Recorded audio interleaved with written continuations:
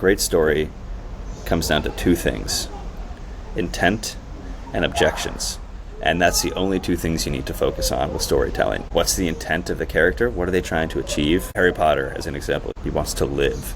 And what's the objection? Voldemort wants to kill him. And that's why it's such and that's the entirety of Harry Potter is that. Those are the two things that are top of mind throughout all of the books and the movies. If it's a story about you, and what are the things that are in your way? Jack Carlson, welcome back to the show. Hey, what's up, man? How's it going? It's going well. It's been a couple weeks.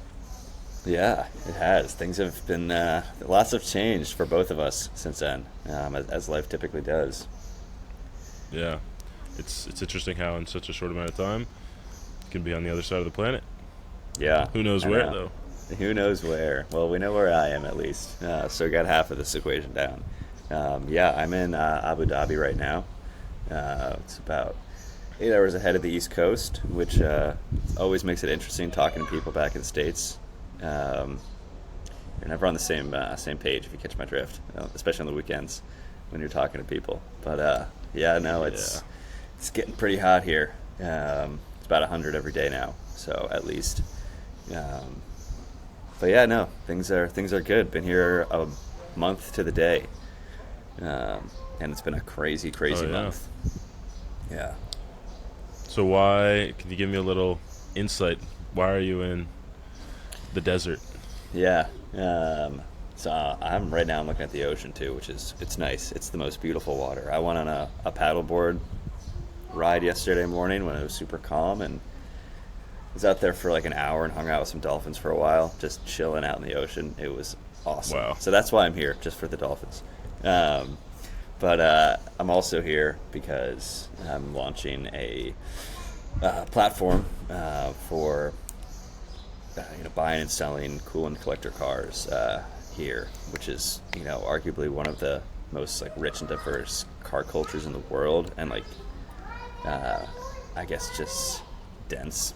This is not a huge country by any means, but the sheer amount of wealth here and the passion for cars is unmatched anywhere else in the world. And we're building this platform for auctioning these cars fully digitally. And while this exists in the US and in Europe, there's kind of a gap in the market here, and we've done a lot of work to understand if this market can support this.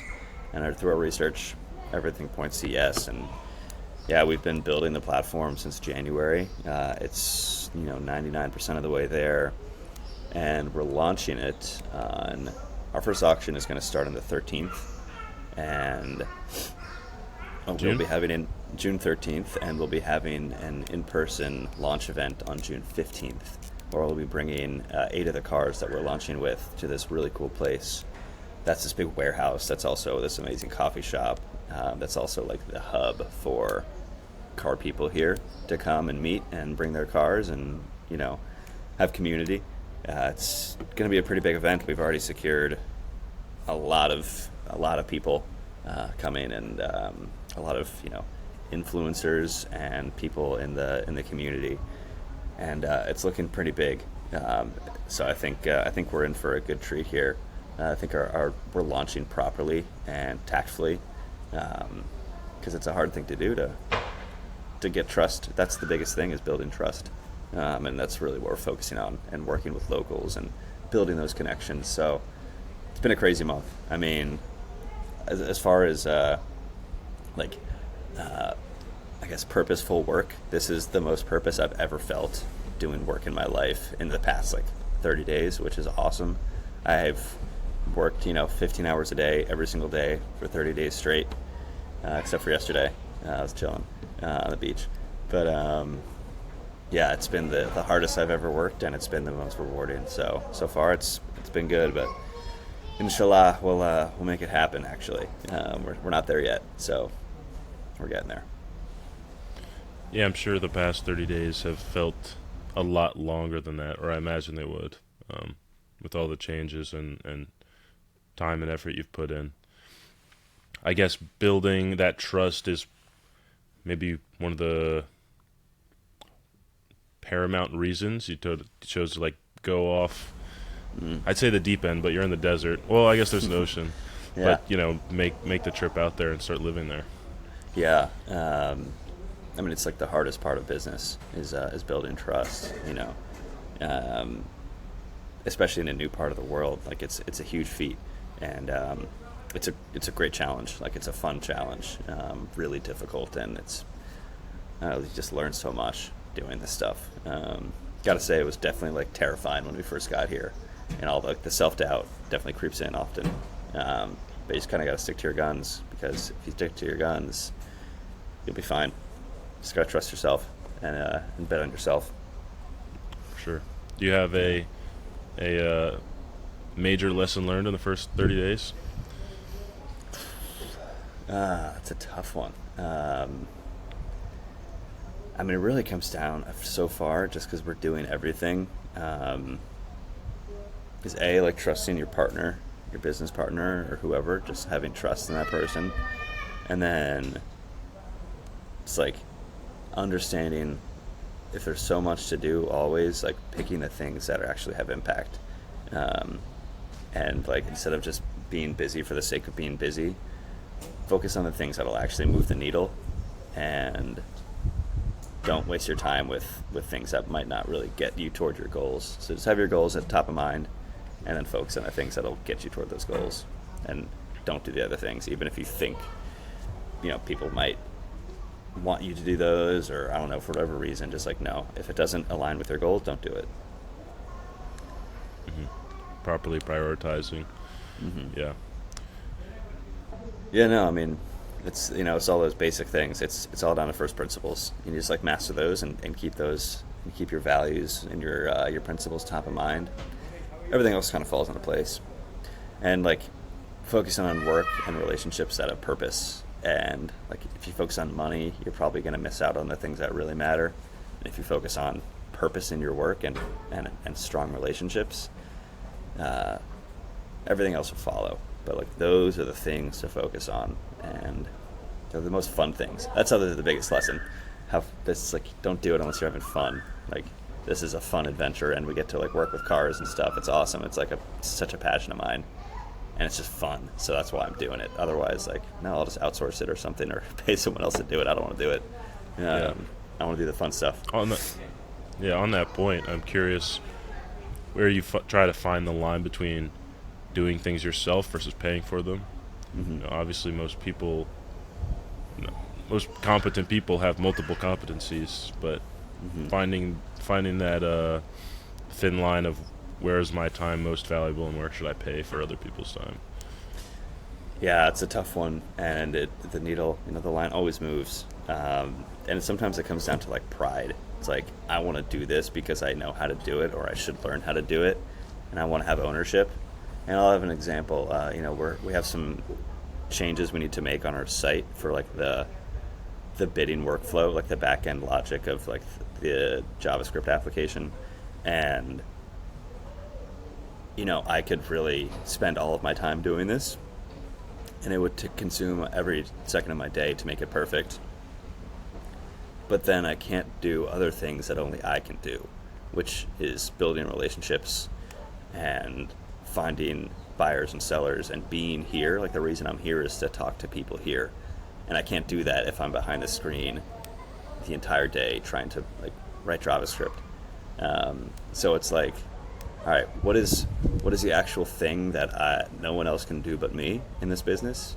And typically that's going to be like talking to people and selling yourself, especially early on before you have a product. You're just selling yourself, and everything else that isn't core to your product and core to your mission can and should be outsourced. So like email marketing, or social media, or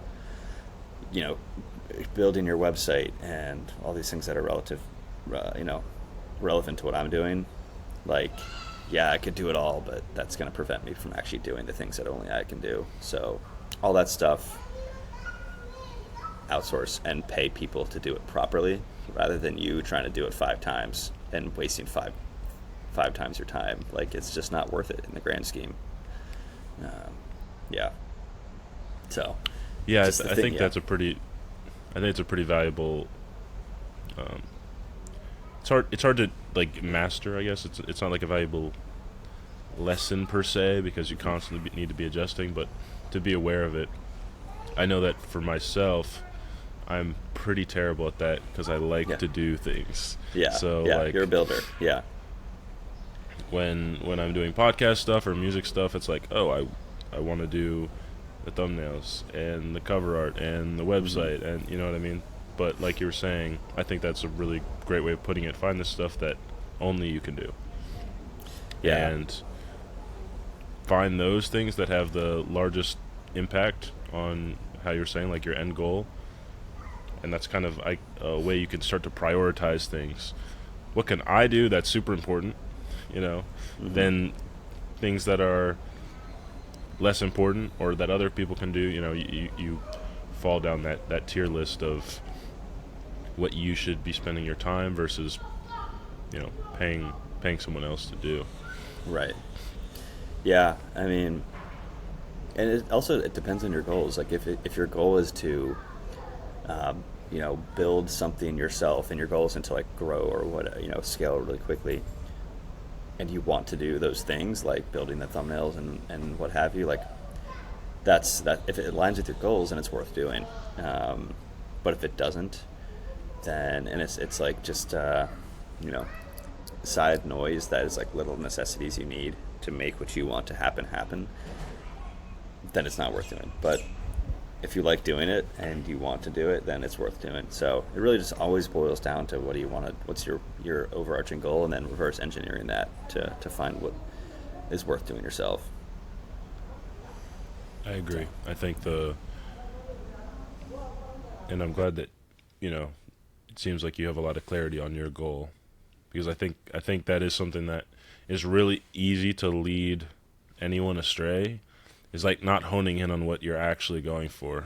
Like, you know, as you said, if you're building a business, you know, is your goal learning the process of building the business? Is it, you know, are you a couple businesses in and it's purely this business is for profit, or this is just a passion project? I think narrowing that down, as you said, like gives you insight into what tasks are going to be the most meaningful for you to participate in. Yeah. I'm curious, when you're in a new place, completely new place. I don't know. Have you been to Abu Dhabi before coming here? Yeah, I've been here probably 6 or 7 times over the past decade. This is my first time like living here. I would always come for vacation or whatever to see my parents, but Yeah, I'm curious how living in a new place, especially, 30 days is more than just a vacation. Not getting distracted with the shiny new stuff that you haven't gotten the opportunity to experience before. yeah. Yeah, we're just trying to live as frugally as possible and like practicing austerity to the fullest extent. But I guess it's easier not to try and do all that stuff when the whole reason we're here is to build this. I'm not here to explore everything else necessarily. I mean, that will come, and I'm excited to do that. But first, it's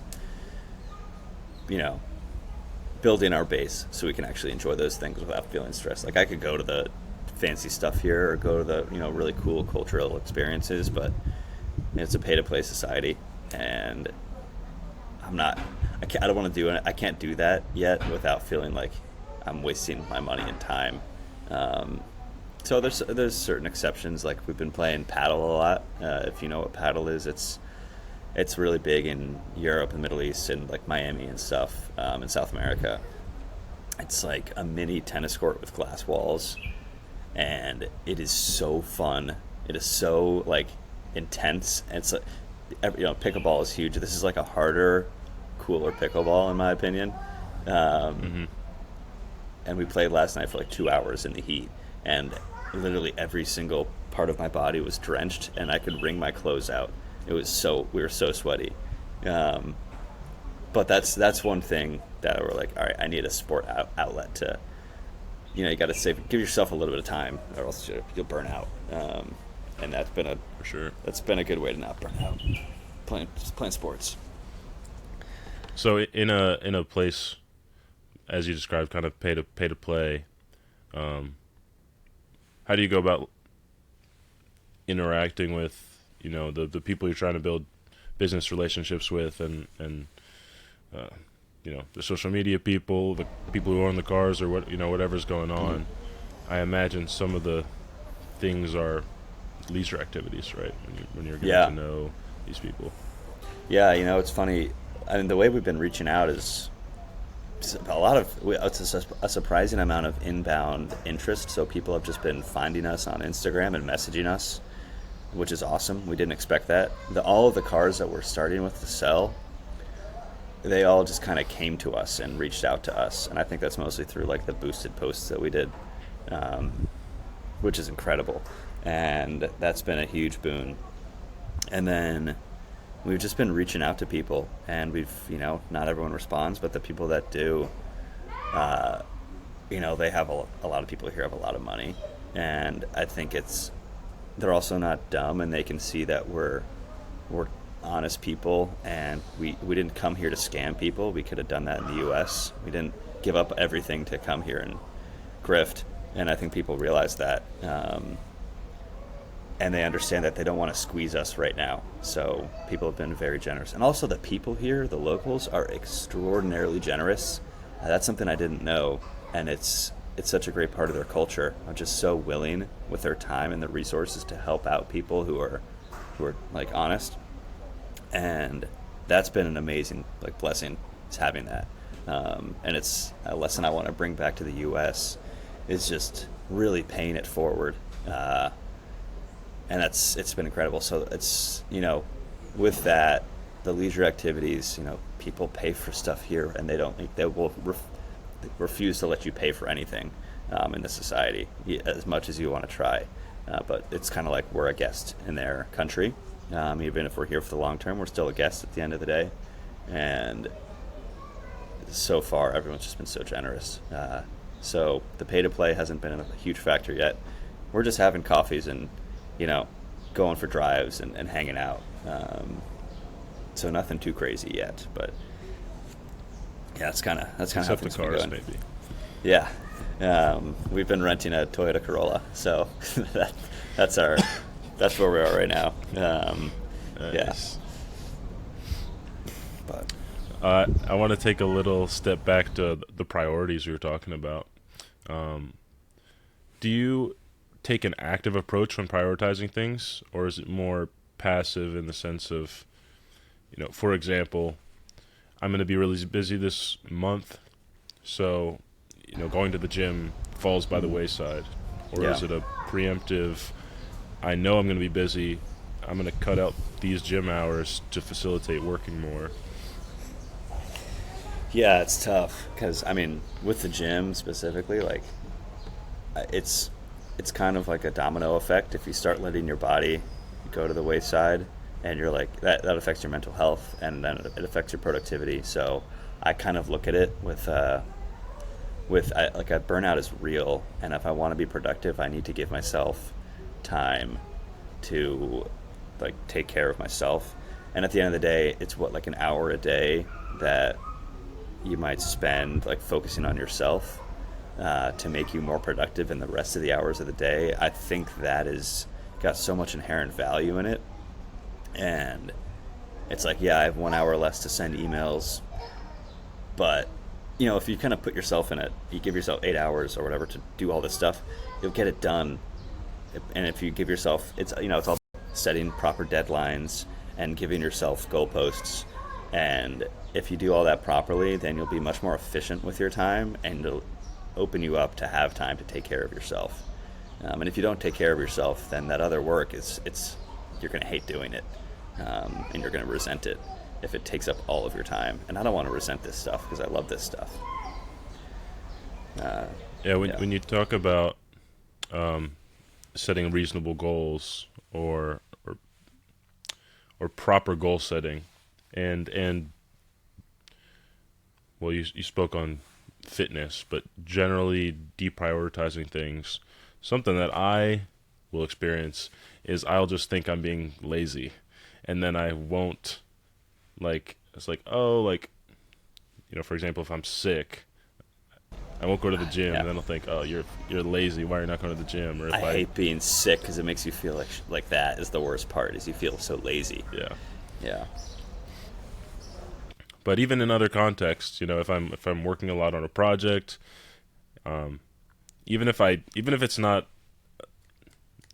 like reactive in the way I described before, where I preemptively said that I'm gonna forego not necessarily working out, but maybe writing music to work on the podcast or something like that. But I know that there exists somewhere in the day time that maybe I could fit it in, but I'm not fitting it in. I just feel like I'm not doing enough. Or if my goal is too achievable, I feel like I'm not doing enough. Mm-hmm. I wonder if you've had a similar experience. Yeah. I mean, you gotta set hard goals. Otherwise, if you set easy goals, then life is easy, and you're not really gonna make a lot of progress. But you gotta set those hard goals. And those days where I don't do like strenuous activity, or like it affects your outlook on things so much. And if you just got to get up and do it, just get out of your own way. And obviously some days that's easier said than done. And maybe those days you kind of need to just take a mental break and sit down and chill. Not every day, but sometimes that's worth doing. But I think sometimes when you don't give yourself that time, or you don't think you have time, and then you don't do it, and then you just kind of let time pass, and it's like, well, shit, I didn't do anything. If you just turn all that noise off and just focus on the things that you think will help you with your goals, and you know that stuff actually just works, you just focus on that and just follow that. Just always goals top of mind, and always looking toward that, asking yourself if what I'm doing now is going to service those goals. How do you feel at the end of a day where you quote unquote did it? You did the thing or whatever. Mm-hmm. Exhausted and ready to go to bed. And I feel like if I'm exhausted, and even if those days where you did it, you probably didn't have time to finish everything. So sometimes you feel stressed of oh, there's still a fire burning and I'm going to bed. I need to prioritize my sleep, and I'll deal with this tomorrow. So it's not always a satisfying feeling when you did it that day, when you got done everything, because usually if it's one of those days, there's probably still more to do that you can just do the next day. So it's never that satisfying, is my honest reaction to it. But I think that's a good sign, because it shows that you have something awesome in the works, and you're making something cool. Yeah, you've left it out on the field, and then there's still more game to play, and that's fun because you like the game. Unless you hate the game. If you hate the job, then it's a different get out story. Of the job. Quit the job. Go find something else. Yeah. I want to transition a little bit to not goals in an external sense to the things we want to accomplish, but internal goals surrounding our personality, our habits, and stuff like that, and how, for you personally, have you,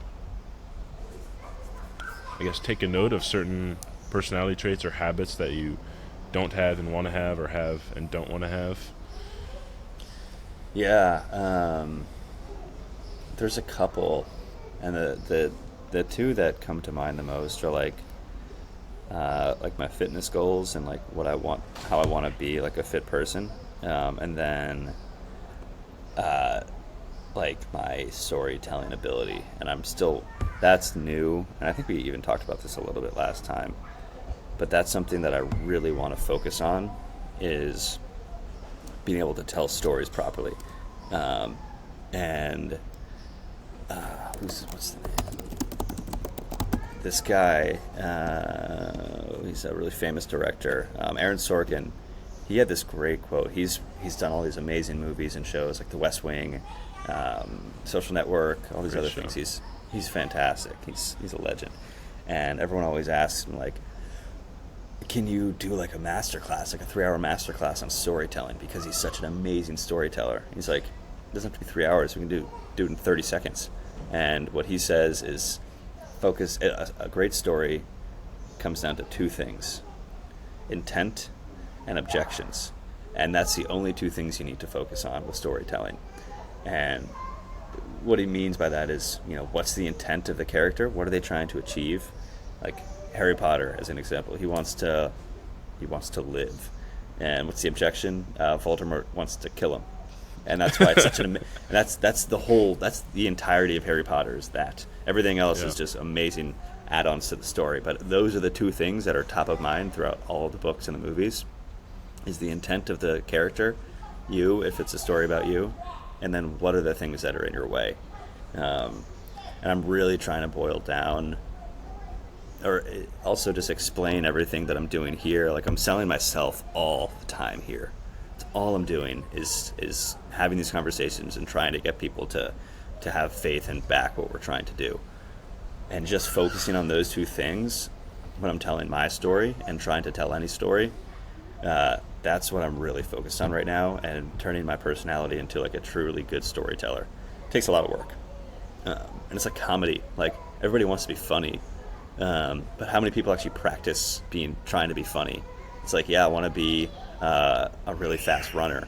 Okay, go get on the treadmill and start running. If you want to be really funny, it's the same thing. If you want to be a good storyteller, like, it's all just different muscles you need to flex.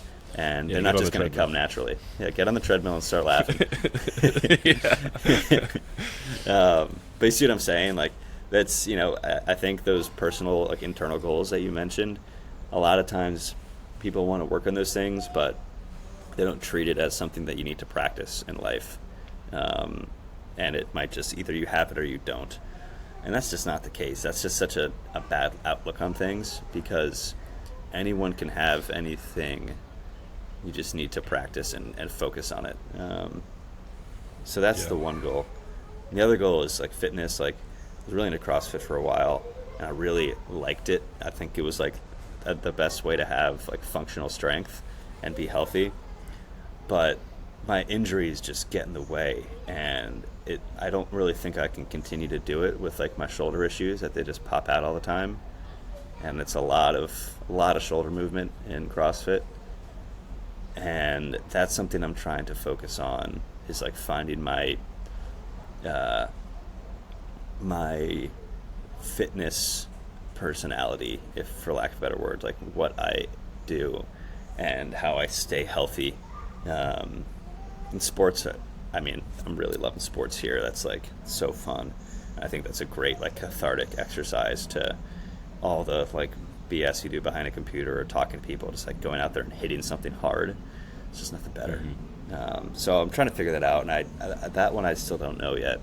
But I think like community is such a good part about being healthy, and you see that with all the research is, if you have community focused around like healthy activities, you'll live longer and be happier longer. And that's just like a fact at this point. Yeah.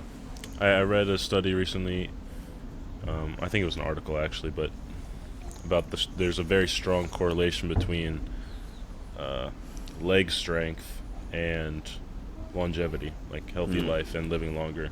And I think the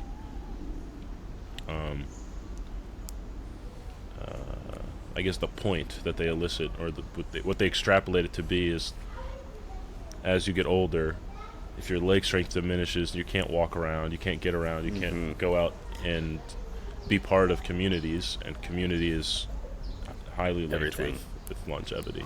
Yeah, that's really interesting. Working it down to legs. Yeah. What are the things that you're working on? I mean, things haven't updated too much. I mean, it's still the podcast. I've been releasing stuff for music, although I've taken a hiatus from both, really. Not creating, but releasing, because being here in this on the moon is it just is not feasible for me to actively participate in social media and stuff like that. But primarily I've still been writing music and stuff, though. Nice. That's awesome. I was also coming at that question with more like the internal personality goals. You know, what's yeah. But relevant to the to the current context. Gotcha. All good. I like hearing it all. From a personality standpoint, I think the biggest thing that I have tried to work on and will continue working on is, I think, accepting other people's help and well, I'll start there. Like I'm really bad at asking for things or receiving things. I wouldn't necessarily say it's a pride thing in the sense that I don't feel good if I don't do it myself. But I do get a satisfaction out of doing things. So when I pay someone else to do it, or if I'm asking for a favor, then I don't get that experience. But that experience is, as you mentioned earlier, it's not part of my main goal. It's just getting the small satisfaction out of, making a lyric video, or doing some kind of post, or promoting something. So, what we talked about earlier, paying other people to do things, goes in line with asking other people to do things in general, and being okay to like relinquish things. I think that's the biggest thing. Fitness for me is just a very, very passive process now. I mean, luckily I haven't had any major injuries, and injuries, as we talked about earlier with being sick, just the worst things, because it interrupts what you want to do. It's one of the first times, especially when you're young and you get injured playing a sport or something, you realize that like reality does not cater to what you want, and like if your knee's bummed, you can't run. Your shoulder's bummed, you can't play tennis or whatever. Yeah. And especially being in the Army, there's a lot of pressure to do certain kinds of physical activities. Mm-hmm. But with me transitioning out, a part of my fitness journey is explicitly just be healthy. Like, I have a sprained ankle right now, which is a pain in the ass because they never heal because I have to walk everywhere. But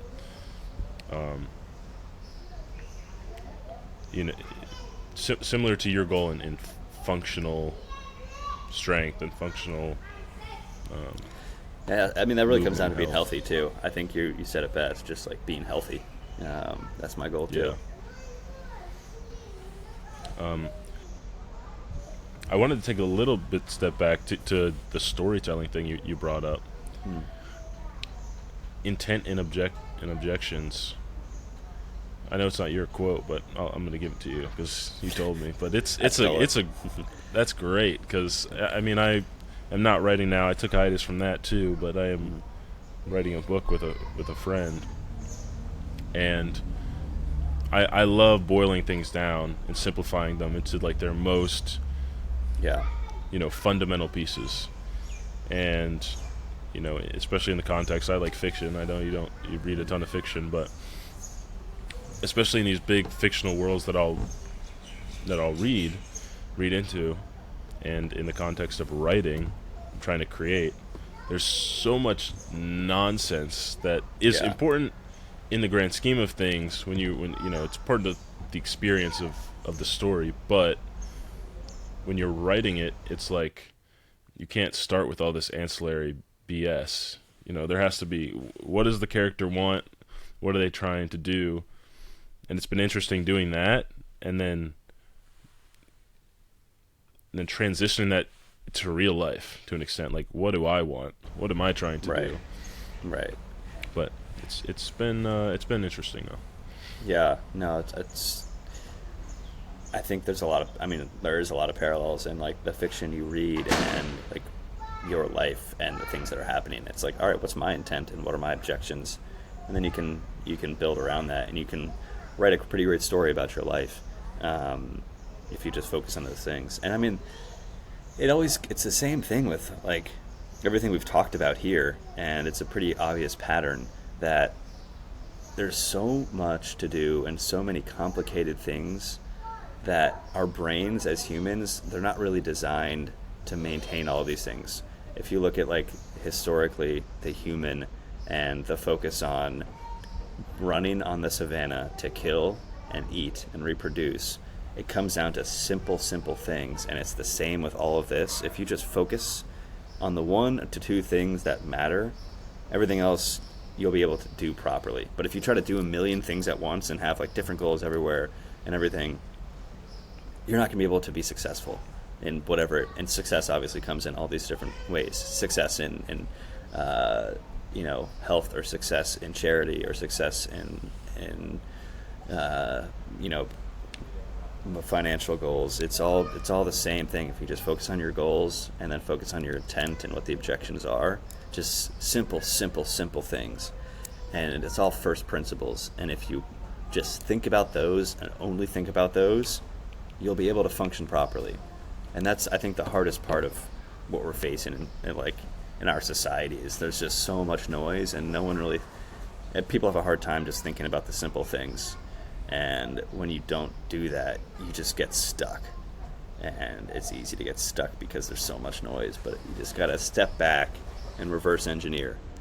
Because we can't get that goal that's so far away. It just doesn't work. Our brains aren't able to do that. Our goal is that animal right there, I need to kill it and eat it, or whatever. It's just simple, tangible things you can do within the next hour. It's too hard to get those bigger, overarching goals. So you just got to reverse engineer. I don't know. That's what I've been thinking about so much, is just trying to keep it simple. That's all I've been thinking about. I think your comment on the noise of society, of social media, advertisement, all this stuff, Mm-hmm. it definitely dilutes the quality of attention you can give to anything, really. Yeah. If you're not careful, if you're not very careful, even. Yeah. And it's something that is difficult for me to navigate, and I'm curious about you too, is being involved in content creation, in media, social media. I know you outsource some of it. I'm not sure how much of it.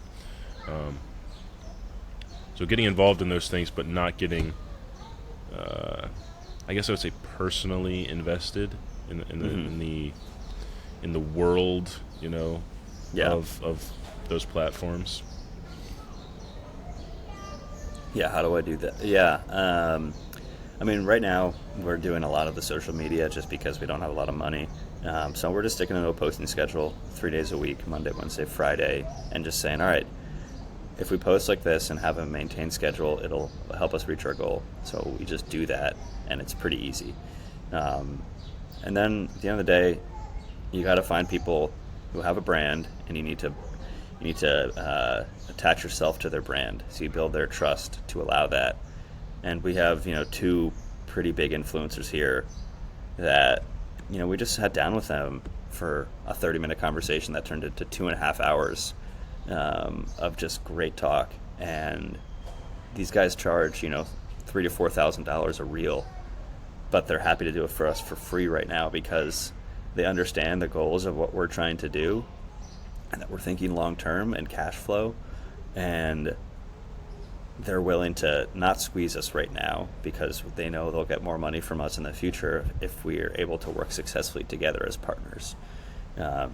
So the way that I don't get myself too invested in it is I do what I need to do, is posting regularly, and then for the serious reach and the serious, the good reels and good content that I don't really have the time or desire to make, I find someone else who has a big following and knows how to do that stuff well, and I ask them to do it. And I think this is a good lesson for people who are starting out, who don't have enough money to get a big partner. It's like, all right, well, you don't necessarily need money. If you can have them trust you and show them that you provide value to them in the long term, you don't need to put up a bunch of upfront money. You just need to sell yourself. And I think that's a good lesson that I've learned, is things are more possible than you think. You just need to ask. Yeah, that's a great lesson. That's something that I personally am, trying to work on too, is Yeah. Asking or taking those leaps that at least more traditionally I wouldn't be comfortable taking. Yeah. But life is not about being comfortable. Exactly. It's the opposite. It's all about being uncomfortable. And a shout out to Inky, by the way, because he sent me an Alex Hormozy video, if you're familiar with him, who, he's got a lot of interesting content. Some of his stuff I agree with, some of it I don't. But he sent over like an hour-long video of, I forget the name of the video, but it was essentially how to find influencer partners if you don't have a brand yourself. So it was just exactly in line with what I needed help with. And Inky's like, just watch this video. This is awesome. I think it'll be relevant to you. And it was so relevant. It was the fastest hour I've ever had watching a video. He's really good at storytelling. He's really good at saying, listen, you're an idiot. Just do this. It's not that hard. He makes everything so simple. And he's right. You just wake up and you send messages for 4 hours a day, every day, whatever. If you just put the work in, you're going to get someone who responds. And that's what we did, and we got many people to respond, and now we have strong partnerships. It's just that simple as that. And shout out to Inky, shout out to Alex Hormozy. They made it happen.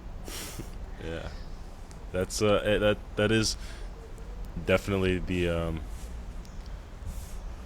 the main point I get from consuming Hormozy content is, you're an idiot. It's really easy. Yeah. And I Do this love thing. it. I love it. Yeah. Because so much of what's out there now is, and I think that things are starting to change a little bit, which I'm really happy about. Everything is always like, it's okay, it's hard, it's okay to not get this thing. I'm like, that's just such the wrong message. The message is, it's not that hard. You boil it down to first principles and just put the work in. And I think a lot more voices are coming out now with that message in mind, and a lot less people are trying to be so coddling, because the shit isn't easy.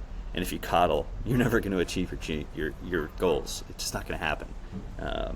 And I'm really happy that more content about that is coming out, and people are being more hard on their audience. Because if you're easy on the people, it's not helping them, in my opinion.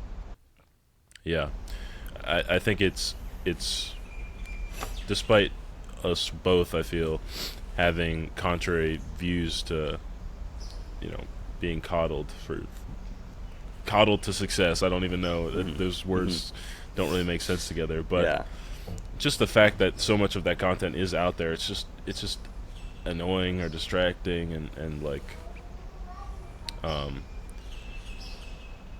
think it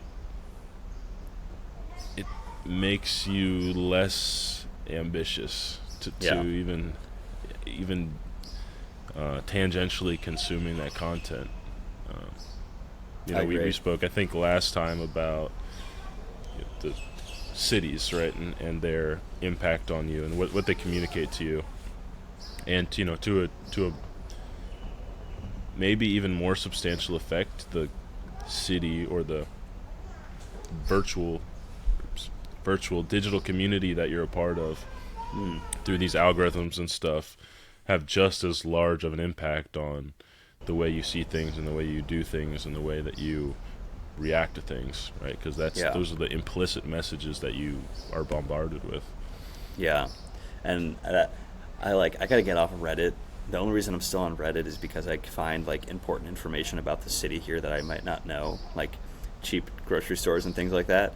That's like 1% of the content, but the vast majority, and I lived in a lot of cities, and I'm on all these subreddits for all these cities that I've lived in at some point in my life, and there's one theme in all of them, and the theme is, it's so hard to meet people in this city, just this one, every city thinks they're special, that it's so hard to meet people and so hard to find someone or find activities to be social. And it pisses me off so much because all these people on Reddit, it's just, that's the online community that you're referring to. They all think that the world is against them and that where they are is special and unique in the way that it's hard to meet people. And then you look in the comments and it's like, well, what do you do with your time? And they're like, I sit at home and go on Reddit, and I sit at home and I sit at home because I have an excuse that I can't do this or I can't do this. I'm like, oh God, there's a million excuses. Just go out there, sign up for a fitness class, go play a game of tennis or soccer, or just go get out of your house. And it's the same thing in every single city. And there's always one person in the comments who says it like it is, that you just need to get out there. If you play a sport, and I know not everyone's going to play sports, but there's a game out there for everybody. And if it's not sports, maybe it's like board games or like a gaming club. Go play a damn sport. Just get out there and do something. You'll meet people. It's so easy. You just need to go out and find a place with common interests that isn't drinking, because you're not going to find great friends drinking. You're going to find great friends doing something that's constructive, and you'll find shared values. And if you just stick with it, or you can just complain about it all the time and sit in your apartment. You take your pick. But it's just so funny that in every city I've lived in, everyone says this is the hardest city to meet people in. Well, newsflash, it might just be hard for people to meet people, but there's a lot of ways to meet people. You just need to get out there and do it. Sorry for my tangent. That's just I've been thinking about this so much recently because I see it all the time, and it just like frustrates me. No, I like it. I mean, it is hard to meet people if you're doing it the way you're doing it, which is sitting in your room doing nothing, or going to work, going home, and that's it, you know. And watching TV for 4 hours and then complaining that you don't have any friends. I've been to a couple of different countries over the past few years, and dude, it's actually incredibly easy to make friends. Yeah. You just walk down the street and say hello to someone, like, what are you doing today? Yeah. And then you tell someone that, and they're going to say, I'm not that type of person, though. I'm like, yeah, these I am statements, they're the most dangerous statements, because you're just defining yourself without even giving yourself a chance to not be that. Because you're not that person because you say you're not that person. But there's no reason you can't be. If you just do that, if you go up and say hi to someone, then you are that type of person. And it'll be uncomfortable at first, but then you just, like you said, it's not about being comfortable. If you want to have things, you need to get out of your comfort zone and learn and, make those brain connections. And that's just what it comes down to. You got to just put yourself out there. Those I am statements are, I mean, I like psychology, so I tend to think of things in terms of, I guess, Freudian stuff with like ego and stuff, but I just tend not to say I'm anything. You know what I mean? Yeah. I like things and I enjoy things, but even those statements are a little defining, because I could say I like running or I don't like running, but what does it matter if I run every day? Right. At the end of the day, those statements are kind of, they're comforting in the sense, not in an obvious way, but they're comforting because it gives you something reliable that you can do every day. And at least for me, and I think for most people, having schedule, having routine and regimented things in life is comforting to some extent. And that doesn't just go for time, but it goes for the types of things you like to do, the type of person, the category of human that you are. Are you an athlete? Are you an alt kid, a goth person? You know what I mean? You get to just flow with what those other people are doing. Yeah, it helps you find a sense of community.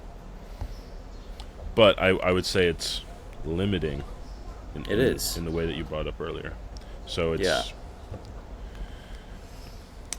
I completely forget where I was going with that, but... No, I mean, you said you don't say those things, and I try to stop myself. Every time I hear myself say I am this, I stop myself, and I think, okay, am I actually that? first of all, I shouldn't say that because those limit you to just being that. And like you said, if you tell yourself you're something, then you will pursue those things, and you will respond to society, to events in that way. If you say you're afraid of heights, then you will build that into your, like, I don't know, into your psyche, and that will define who you are. But if you just speak it into existence and say that I will do this, I am this, then, and they're positive things, then that's great. But when you limit yourself by your words, they have a lot more impact on you than you think. So I always try to stop myself from saying that stuff. And I feel like I say it a lot less now. I think the best analogy is like the yellow brick road, right? If when you say I am this, it's essentially saying this is the yellow brick road, and you just stay on the yellow brick road. Mm-hmm. Obviously, it's an Oz reference. That's not really relevant. But even if you're like hiking on a trail, how often do you go off the trail? Yeah. You don't really go off the trail because implicit in your mind is that's the thing I'm supposed to do. Right. And even with the positive things, I would say that it's something we talked about in our previous conversation, which was having a growth mindset, going to things with a ready to learn about things. Mm-hmm. And when you say, "Oh, I am good at," for me, let's say I am good at producing music. Mentally, that puts me in the headspace of I don't need to learn more about making music. Yeah, I don't need to get better. Point. Yeah. So it's better than saying I'm shit. Yeah. But I think there's still a tier above that in just acknowledging there's always, you're not anything. You could change at any moment, and you could get better or worse. Always redefining. Yeah. No, that's a great point. It's things to look out for, because it's the same thing. You're going to get comfortable, and once you get comfortable, you stop learning. For sure. I wanted to touch on something you mentioned earlier about being social. I'm curious how you feel about mixing like social interaction with work interaction. Obviously, there's professional networking, mm-hmm. But a lot of people say don't mix business with pleasure. Of course, there's contrarians to that, and if you work in a passion of yours, how does that work? You're going to have common interests with other people who work on your passion. Yeah, I think those maxims really work if like you're in like typical jobs, like, how do I say it? If I was at Google still, like I didn't really do much with my coworkers because I like to separate those things because I wasn't really passionate about what I was doing. But now my social circles are very intertwined with my job, because my job is like my life now. And like everyone who I know here socially, for the most part, is like through this, and we have a lot of fun together. And now that my work is like much more in line with what I'm passionate about, I think there's a lot of reasonable overlap, because I like these things, and then the people, like I like the things that I'm doing, and I wouldn't have to be paid to do them. Like I really just enjoy a lot of the stuff that I'm doing. And if I meet people who have those same interests, then I'm going to be friends with them, and still also continue to grow and like build something that can generate me money, doing and being around the things that I love. So I guess it's dependent on if you like what you're doing or not. Absolutely. And I think when you said my job is my life right now, a lot of people on average will think, oh, that sounds fucking terrible. But but really, what a great thing if you like what you do, right? Yeah. If you don't have like work with purpose, then like your job definitely shouldn't be your life. But then you should maybe reconsider what you're doing for work if it doesn't have any purpose. And work with purpose doesn't necessarily have to be something that can make you money.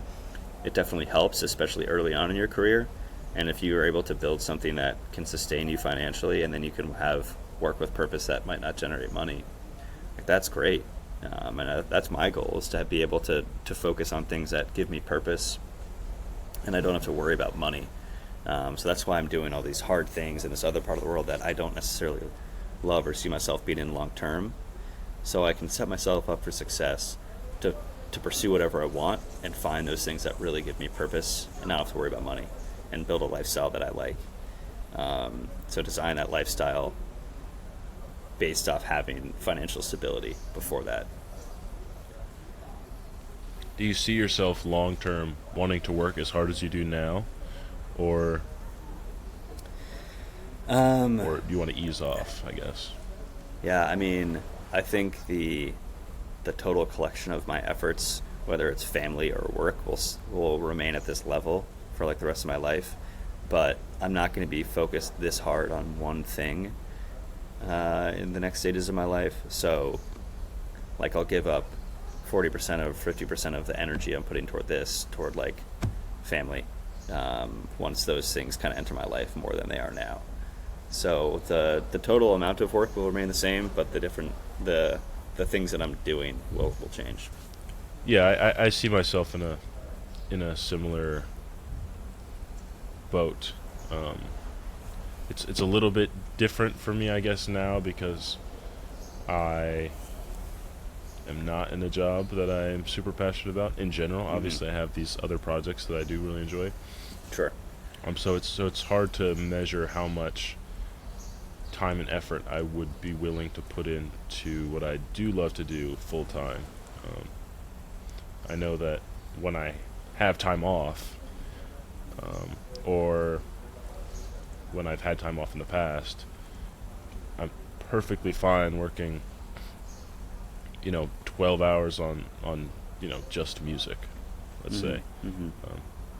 But that's always been in shorter bursts, maybe a couple weeks at a time. So I don't know how sustainable long term that would be. But I like being exhausted at the end of the day. I think it's satisfying. Yeah. And whether Me too. that's from familial responsibility or work or friends, or maybe one day I'll have enough money to do philanthropy or something like that. Something that'd be nice. But yeah, I enjoy that feeling of just general accomplishment, and it's an almost unsatisfaction that drives me to look forward to tomorrow, because I haven't gotten to do everything I wanted to do today. Yeah.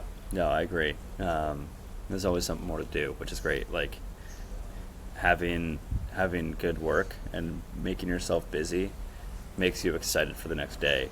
And if you don't give yourself hard projects, then it's easy to fall into a depression. Just, having things to look forward to. And that's not always easy for everybody, so I don't want to make assumptions that that's attainable for everybody at every stage of their life. But I don't know. I've always found myself, maybe I'm just fortunate, but I've always found myself having the ability to create something that's a goal for me. So Yeah. yeah.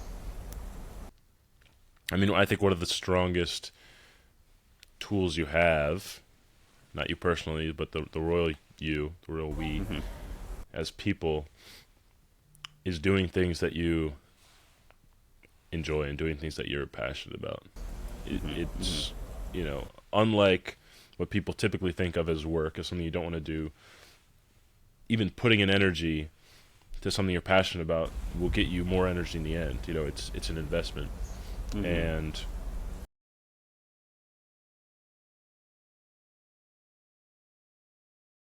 And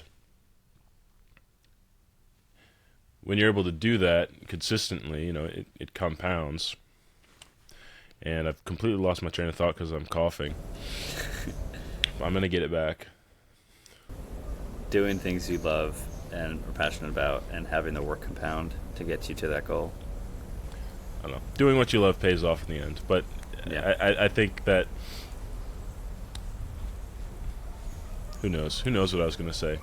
But I was ready to transition anyway. Okay. In the vein of doing work and what we talked about earlier, paying other people to do things, where does your view of, currently what we have is large language models fall into, what are you okay handing projects to an LLM? What are you okay doing yourself? Mm-hmm. Are there any things that ethically you don't feel comfortable having them do, or from a brand aesthetic point you don't feel comfortable having them do? Mm-hmm. Yeah. Look, the way I look at it is, when it comes to everything, and specifically here with like AI, like I take a pretty deterministic view on things. I'm in that school of belief that if we're concerned that something's going to happen, like it's going to happen. Everything that can happen is going to happen, and it's already defined. And so when it comes to like AI replacing certain jobs or whatever, like if we think that's going to happen already, like it will happen, and we don't really have control over that. But what we do have control over is how we choose to respond to these things. And I think that's where you can really have a lot of ability to do the right thing, because AI is going to replace artists to an extent, and it's going to happen. And believing that it won't it's a naive belief, and it's going to put you in a bad position if you don't accept that these things will happen. We've already talked them into existence. So with that in mind, there are certain things that I think it's amazing for, and certain things that I'll do myself. And that's where it's really like a grassroots thing. Every person has the individual like sovereignty and individual ability to respond how they think is right to these tools, and it's up to them, and that's how they define what their belief system is and what their principles are. So for me, I think it's an amazing tool, and it frees me up to do so much higher level thinking and saves me so much time, and is able to allow me to scale way quicker and get to my goals quicker. So writing code, have it do all of it for me. I don't like doing that, and I just have it do it for me. It's not like, I know a lot of people love to code. I don't like doing it. I just want the work done. So it'll code for me. I write a lot of blog posts. It'll get me 90% of the way there, and then I can add my touches at the end. It saves me up a lot of time and allows me to focus on the crafting of my storytelling, and gives me framework to do what I want to do, which is the fun details at the end, the hardest part, the last mile. We write a lot of really, really in-depth listings for these cars that we sell. We need to capture all these details. And a big part of these cars, an interesting niche about this market, is so many of the cars that come here are imported from Japan. Because in Japan, they have a law where after 10 years, you have to pay a significantly larger tax on the car. That makes it almost financially irresponsible to do so. So a lot of people in Japan sell their cars after 10 years. And there's so many cars that come from Japan that people will just like put up at auction through the Japanese like government auctions, that are just imported here because they're cheap and they're really, really well maintained. The Japanese take good care of their cars. So there's so many Japanese cars here, but all of their documentation, all the service history is in Japanese. I don't know how to read Japanese. No one here knows how to read Japanese. But the most recent version of ChatGPT 4.0, the Omni model, I drop in a service record that's in full Japanese, and it gives me the entire translation of it back. And that makes our listings of cars, with all the inspection data and all the service history that everyone has access to but can't read, we have that now, and it's in English, and everyone speaks English here. And that makes us such a better product because we can instill trust by showing what the service history is, and no one else has that right now. And AI does that for me. I'm not going to sit down and learn Japanese, but it's made me so much more marketable and so much more of a better competitor. And that alone right there is unbelievable, that it has that ability. And I can just, it takes me 5 minutes and I just go back and make sure everything's accurate, obviously. But it takes care of 90% of the work. And that's amazing. And we have this influencer who I wanted to pay forward because he's so great for us and has done so much work for us. I wanted to create him a logo. So I took a picture of his face and I put it through ChatGPT, and it got me an okay logo. And I sent it to him and said, all right, what do you want changed? And he told me what he wanted changed, and then I went to Fiverr and I paid a guy $40 to make the exact changes that he wanted.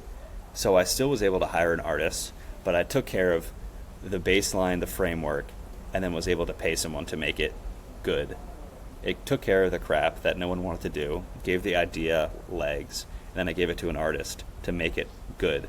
And this kid, the influencer, he loves this logo. He's put it on all of his media. It covers everything now.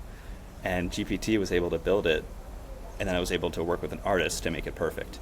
So all this to say, it takes care of all the framework for all these different challenges we have. And like setting up this in-person event that we're doing, oh my God, it's so much logistics, and it's helped define it all. Building our terms and conditions, and building all of these like agreements that we have and partnerships. Everything is all the crap that I don't want to do, that frees me up to do the last mile, which is the hard stuff that humans can do.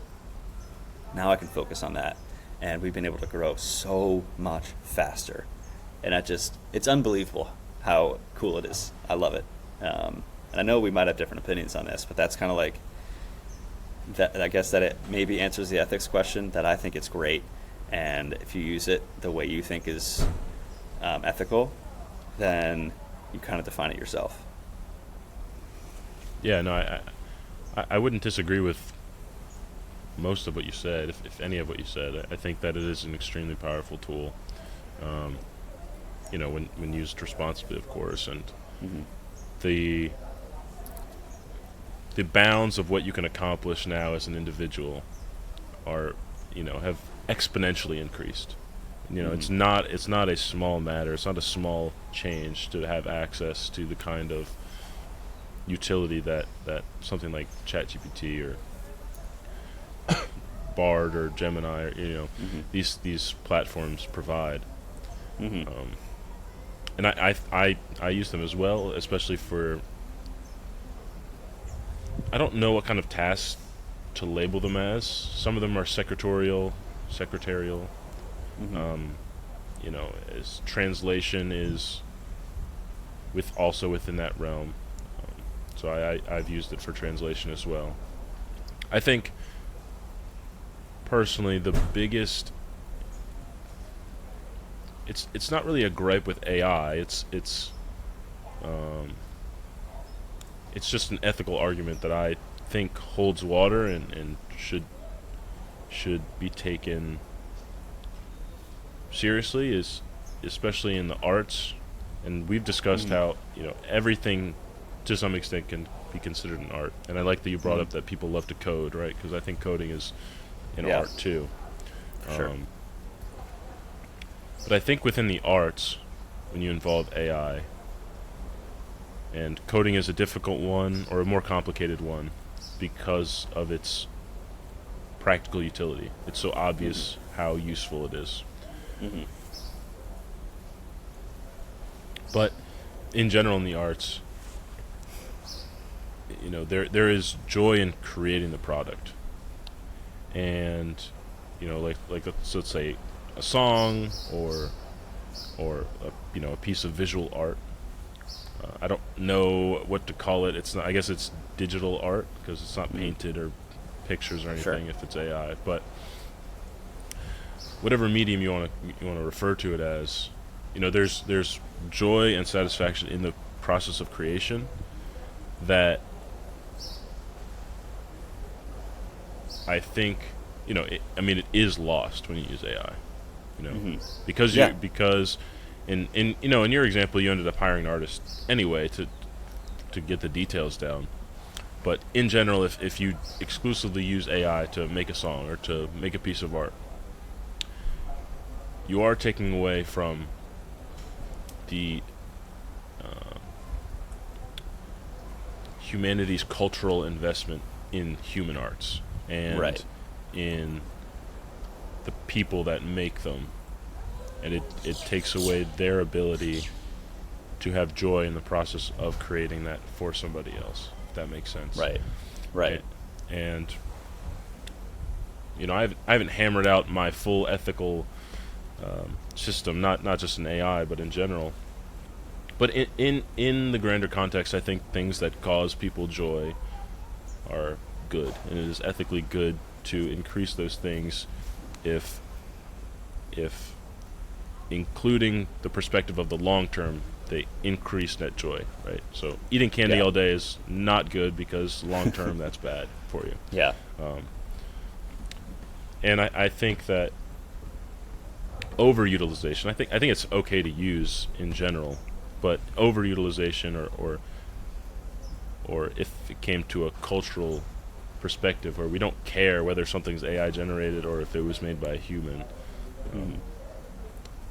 I think in that context, you're taking away more joy and satisfaction from people than you're providing, if that makes sense. Yeah, I definitely see what you're saying, and I agree. I also think of it like there are levels to like what we consider art, that like the medium, maybe everything in that medium isn't necessarily art, or like super appreciated art. And I'll give an example.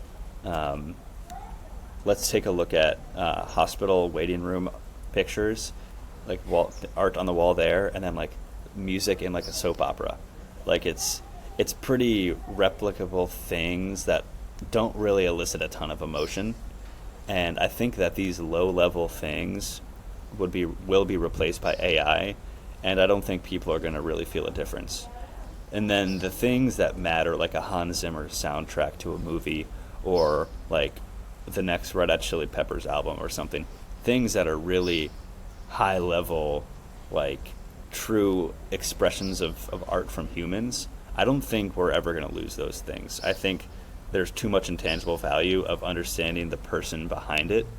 Because if, like, AI could make a Red Hot Chili Peppers song right now, but no one's going to listen to it because everybody is probably, hopefully we don't get to a point where we can't, the lines are too blurred, but everyone's going to know that it's made by this artist that they care about. And like you said, those are the things that truly bring joy, is like the human connection. And I think we'll always have that. And I think those things might even become more valuable with AI, because there's so much out there that the things that are true and honest and real are going to have so much value. And I'm excited for that, frankly. I think people are really going to focus on creating amazing art, because we're freed up from doing the kind of crappy art that no one really wants to do, like making the Law and Order, like maybe the Law and Order is not the best example, but making just like a shitty TV show background music. Like the guy who's doing that is just doing that so he can have time to make the art that he really wants to do. At least that's my take. Yeah, I agree with that, but my point is a step further, that because he's doing that to make the art he wants to make, and now it's being made by AI, he can't make the art that he wants to make, because he's not getting the, because it would, it expanded the horizons of the people who made the show beyond what they're normally able to do. So now they don't need an entry level artist or a beginner level artist to do that kind of stuff. I mean, I don't know. I see what you're saying, and I feel like if you look at history, every single time that we've increased the productivity of humans, it's freed us up to do things that are higher level. And it's not always easy, but that person who is making that is going to be challenged to do something harder and better, and less comfortable, to use our language here. Like when cars were invented, we never saw a horse again. It's just everything kind of goes up. The rising tide lifts all ships, and if the tide is rising with technology, it's going to allow that person who doesn't want to focus on that art to do something that only a human can do. So I don't know. I think we both have reasonable outlooks on these things, and we'll see how it plays out. But there's definitely merit to both ideas, I think, and both potential outcomes. Because I don't know. That's just kind of my take on it. Mm-hmm. I think I'm not condemning the use or the ideas. I'm just I'm laying out potential negative outcomes, really. That's my critique, really. And it could be that in 10 years when this stuff is more fully integrated, the world is much better off. I just think that it's possible that it's not, depending on what your perspective of better off is. And Yeah. it does, the rising tide does raise all ships, but it also will submerge the dock. Like there are things that won't get lifted up with it. Yeah. And depending on how, as a society, we value those things, whether or not they're important or enough, we may lose them. So I think your point about appreciation for human-made media is definitely valid. I don't think that will ever go away to some extent. But I can see at the mass media level it going away. In the same way that mass media makes vapid pop and trap music that is meaningless, or even commercial. I would say commercial, or corrupt, selling poor moral outlooks on the world. So I think there definitely is the possibility for things not to go well, which is why I just like to talk about it and think about those possibilities. Yeah, absolutely. It's also like taking a step back. How cool is it that like these are the questions we get to ask, and like this is what's happening in our lifetime, this crazy change, and we are the ones who have the responsibility and the ability to respond to these events in the ways that we see fit.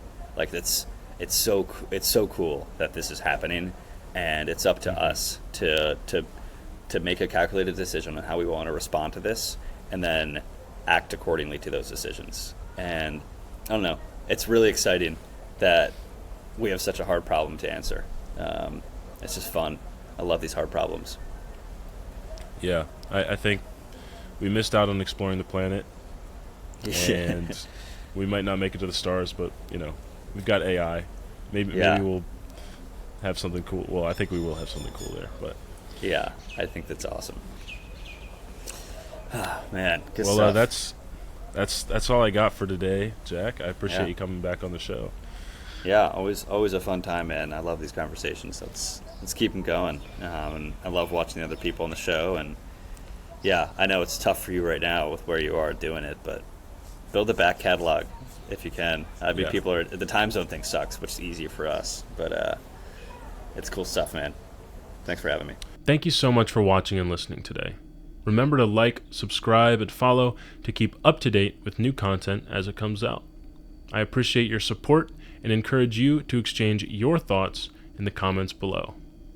As always, keep an open mind.